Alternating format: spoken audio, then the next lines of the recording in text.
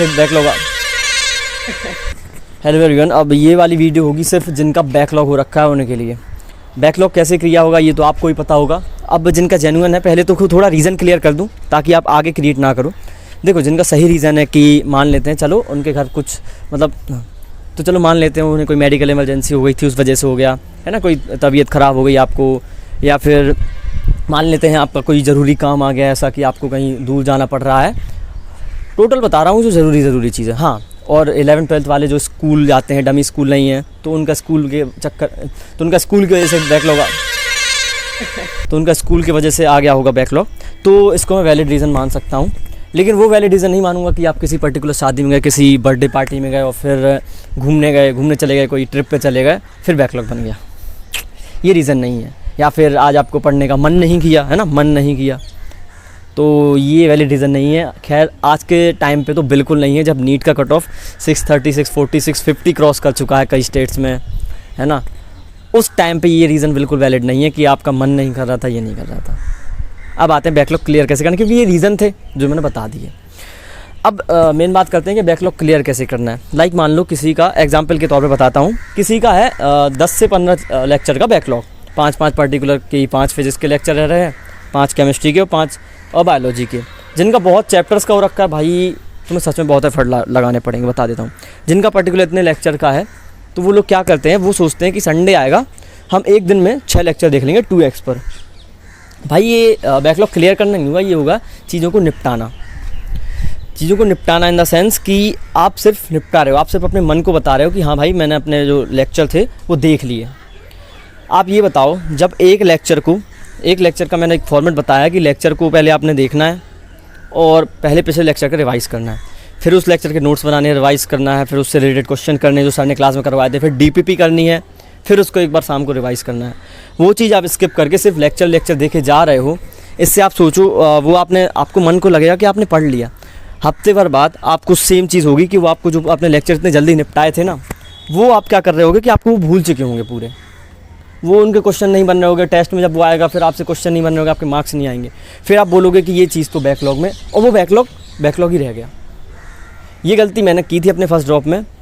फिर जब सर ने समझाया कि ऐसी चीज़ करनी होती है, एक पर्टिकुलर लेक्चर एक ही दिन में करना होता है, और आपको सब एक फॉर्मेट जो होता है ना पूरा, लेक्चर, DPP और आपके नोट्स, इन सब चीज़ों को मिलाकर पर्टिकुलर बैकलॉग कंप्लीट होता है। अब इसके लिए मैं आपको सजेस्ट करूँगा कि आप ऐसा नहीं करो, लाइक 15 लेक्चर का एग्जांपल लिया था ना मैंने, तो 15 लेक्चर हैं, तो ऐसा नहीं करो कि आप इसको 2 दिन में, 3 दिन में या 7 दिन में निपटा रहे हो।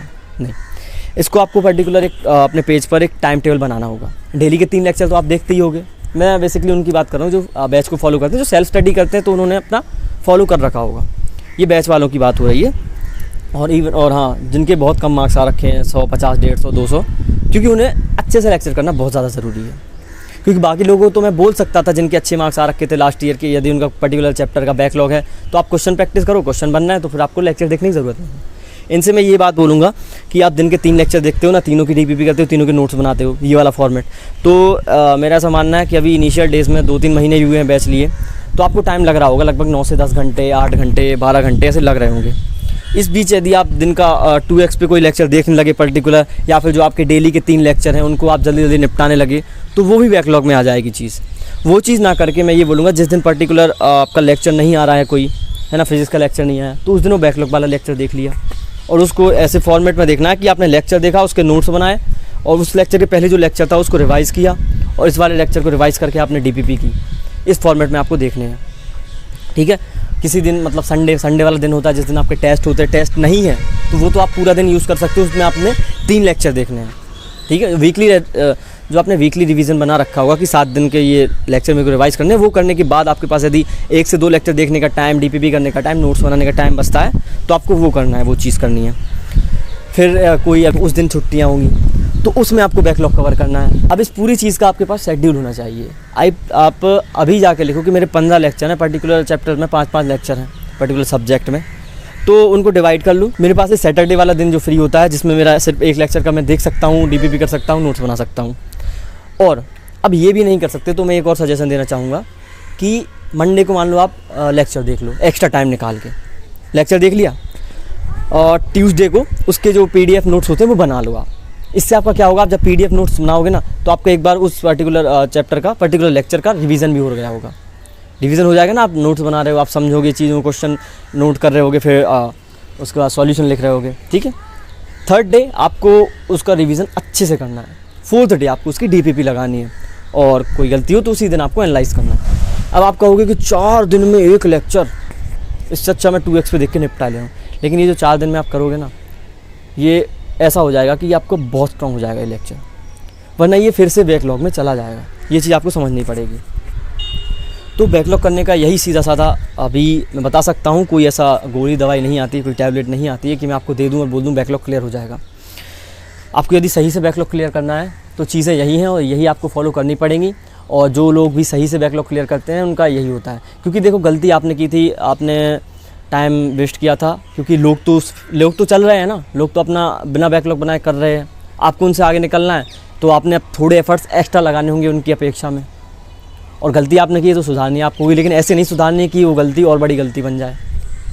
तो बैकलॉग का तो यही सीधा साधा मैं बताऊँगा कि आपको जिस दिन टाइम मिले उस दिन प्रॉपर वे में देखना है, जो आप डेली लेक्चर जैसे देखते हो। और हाँ, बैकलॉग के चक्कर में डेली की जो चीज़ें हैं वो मिस नहीं करनी है। जैसा कि तो आई थिंक अब आप समझ गए होंगे कि आपको क्या क्या चीज़ें फॉलो करनी है बैकलॉग क्लियर करने के लिए। यही राइट वे है, यही सही तरीका है। मैं ऐसा बिल्कुल नहीं बोलूँगा, ऐसा कहते रिकमेंड नहीं करूँगा कि आप 2x पे सारे लेक्चर देख लो यदि आपका 0 लेवल पे हो आप, क्योंकि आपको वो चीज़ समझ ही नहीं आएगी। तो बैकलॉग ऐसा क्लियर करने का क्या फ़ायदा जो बैकलॉग ही बन जाए। और बैकलॉग सिर्फ ये नहीं होता कि आपने लेक्चर मिस कर दिया, बैकलॉग वो हर चीज़ होती है। आपने DPP मिस की, नोट्स मिस किए, आपने पूरा जो दिन का काम होता है वो मिस करना बैकलॉग में आ जाता है। तो प्लीज़ ट्राई करना कि जो मैंने तरीका बताया उसको फॉलो करूँ। जिस दिन भी एक्स्ट्रा टाइम बचे, भाई मैं कह रहा हूँ आधे घंटे का बचे तो आधे घंटे वो लेक्चर देख लो, लेकिन एक्स्ट्रा टाइम में देखना है आपको। पहले आपने अपना जो दिन का होता है ना वो करना है।